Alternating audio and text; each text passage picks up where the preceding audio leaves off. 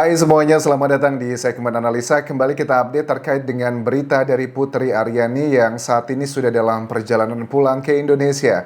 Tetapi Putri Aryani sepertinya tidak berhenti untuk membuat Indonesia terus bangga. Misalnya ada sejumlah media luar negeri yang membahas mengenai Putri Aryani. Misalnya dari The Straits Times, terus juga dari Asian News Network yang memberitakan tentang perjuangannya seorang Putri Aryani pada saat dia berjuang di America's Got Talent 2023. Ada salah satu juga wawancara dari Voice of America yang di sini juga memberikan sebuah pesan yang sangat bermakna sekali. Kenapa ya masyarakat itu sangat suka dengan program reality show pencarian bakat? Sebenarnya simpel teman-teman. Tidak semua orang itu memiliki keberanian atau kemampuan ataupun juga kemauan untuk mewujudkan mimpinya, terlepas apapun kendala yang dimilikinya. Jadi pada saat kita melihat seseorang dengan ada banyak alasan untuk dia menyerah, tetapi dia terus memperjuangkan mimpinya, kita itu senang, kita itu suka melihatnya. Jadi momen ini kita pakai untuk mengingatkan kita kembali. Bahkan Ibu Megawati pun, mantan Presiden Indonesia, juga memuji Putri Aryani. Gila itu, Putri Aryani itu dengan berbagai macam keterbatasannya, tapi dia nggak pernah berhenti mengejar mimpinya. Kita harusnya malu sama dia. Malu itu dalam segi dia masih kecil ya, 17 tahun ya, terus juga dengan keterbatasan yang dia miliki, tapi dia tetap kekeh untuk mengejar mimpinya. Misalnya, hari ini aku lihat wawancara di Voice of America. Putri Aryani memberikan keterangan tentang bagaimana pada saat dia hanya menepati posisi keempat di America's Got Talent. Well, pastinya ada rasa sedih dan juga kecewa, adalah hal yang wajar. Tetapi aku melihat ini kan Putri diwawancara di Washington DC baru sehari atau 2 hari setelah kompetisi, dan dia ternyata healing dari kekalahannya dalam tanda kutip itu cepat banget teman-teman. Seperti yang dia katakan pada saat dia pertama kali mendapatkan Simon's Golden Buzzer. Dia mengatakan lagu Loneliness itu adalah ciptaan dia yang intinya mengatakan bahwa kadang sesuatu hal yang nampak baik di mata kita belum tentu sebenarnya itu baik. Nah, hari ini Putri pun mengatakan hal demikian dalam wawancaranya di Voice of America, teman-teman. Buat Putri, meskipun gak dapet juara pertama, jadi Putri mikirnya adalah sesuatu yang kita kira baik, belum tentu itu yang terbaik. Sesuatu yang kita kira baik, belum tentu itu yang terbaik Di mata Allah. di mata Allah untuk kita. Oke, ternyata setelah kalau kalian ngecek ya video-video yang sudah aku buat mengenai Putri Aryani tentang berapa sih actual dari jumlah total uang yang harus didapatkan pemenang pertama, ternyata kan memang betul 1 juta US dollar. Tetapi 1 juta US dollar itu dicicil dalam waktu 40 tahun. Jadi setiap bulan rata-rata akan mendapatkan sekitar 30 jutaan rupiah saja. Bisa diambil sekaligus tetapi hanya mendapatkan sekitar 300 atau 400 ribu US dollar saja, belum dipotong pajak. Dari hal ini ternyata kita juga menyadari, oh ternyata memang ada sesuatu hal yang lebih besar disiapkan untuk Putri Aryani. Terus kalau ibarat kata nih teman-teman, mungkin kalau kalian sudah familiar dengan ya mungkin deposito ataupun juga kayak obligasi negara, itu kan kalau kita taruh uang misalnya 10 miliar begitu, bunganya mungkin per tahun tuh 6%, jadi 600 juta let's say anggap saja per tahun, per bulannya berapa. Ya ini menurut aku ya agak sedikit unik ya, kenapa hadiah kok harus diberikan dengan term and condition yang seperti itu. Putri pun juga ternyata banyak mendapatkan support yang luar biasa dalam America's Got Talent ini, bukan cuma dari warga Indonesia. Ada salah satu fansnya Putri berasal dari Ohio, Amerika, namanya adalah Tammy. Pada saat ada acara di KBRI Washington DC, dia datang bersama dengan ratusan warga negara Indonesia di sana, dan dia menyampaikan bahwa dia begitu terinspirasi dengan sosok seorang Putri Aryani. Coba kita simak cuplikannya pada saat dia diwawancara di Voice of America.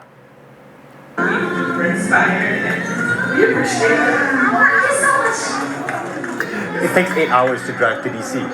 Yeah, it takes 8 hours. Wow. Yeah. Every time she sings, Dia tadi mengucapkan bahwa dia sangat terinspirasi dan sembari menangis. Terus juga dia bilang pada saat diwawancara ini butuh waktu sekitar 8 jam untuk menuju ke KBRI di Washington DC, perjalanannya untuk menemui seorang Putri Aryani bersama keluarganya. 8 jam perjalanan, luar biasa. Things I literally break down in tears. So I was like, no, we have to go see her. We have to support her. She has a lovely voice. Dia bilang bahwa setiap kali aku mendengarkan dia bernyanyi, aku tuh selalu merembes air matanya. Makanya pada saat dia berada di sini, pokoknya aku harus nonton dia dan ketemu sama dia. Walaupun jaraknya adalah 8 jam nyetir. Oke, kalau nggak ngefans banget kayaknya nggak mungkin deh sampai sebegini effortnya. Yeah.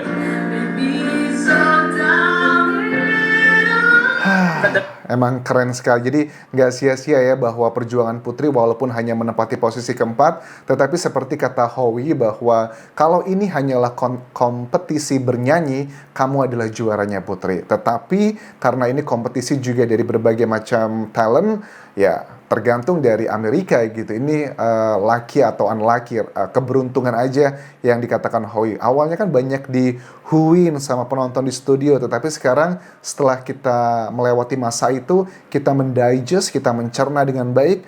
Well, maksudnya Howie ternyata baik dan memuji Putri. Ya, dia sekali lagi mengatakan kalau ini kompetisi menyanyi, kamu adalah juaranya. Tetapi AGT bukan hanya talent bernyanyi, tapi ada juga talent yang lainnya. The very first one was definitely my favorite. And it was original. I was like, what?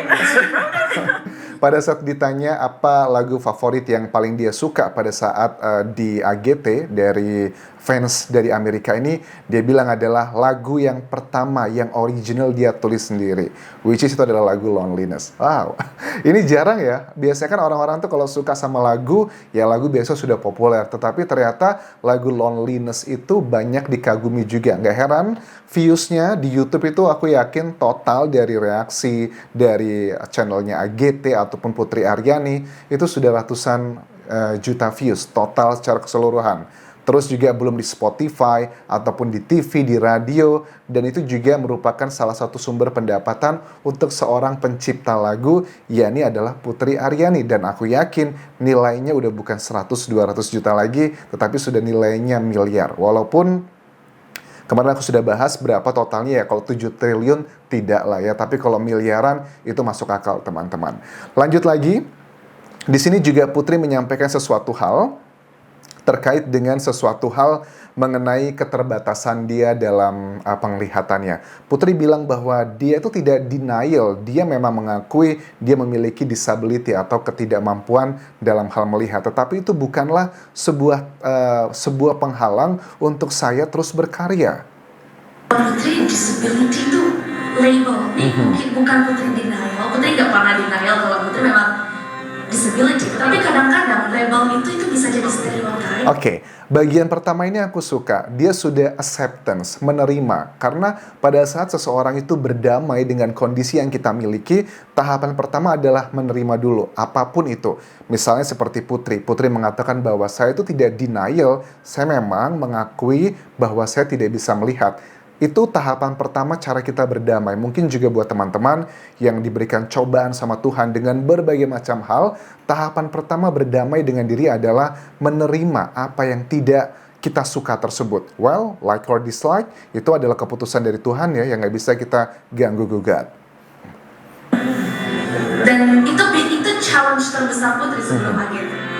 Ya, dan tantangan sebagai stereotype bahwa dia tidak bisa melihat itu adalah challenge terbesar ya. Bahkan dalam ya kita melihat ya misalnya beberapa kayak komentarnya Ibu Megawati tanpa bermaksud negatif untuk Ibu Megawati. Ibu Megawati juga dalam statementnya yang aku melihat memuji Putri, tetapi kan mengatakan begini, itu loh penyanyi yang muda yang tidak bisa melihat. Amin tidak ada maksud untuk mengatakan hal negatif, tetapi berbeda kalau kalian masih ingat dengan translate yang sudah aku buat pada saat vokalis Bono, vokalisnya YouTube Bono, itu memberikan pujian pada saat lagunya di cover sama Putri. Dia bilang, siapa itu perempuan yang berbakat banget, yang suaranya kayak angel, tapi dia tidak menyebutkan yang kekurangannya Putri.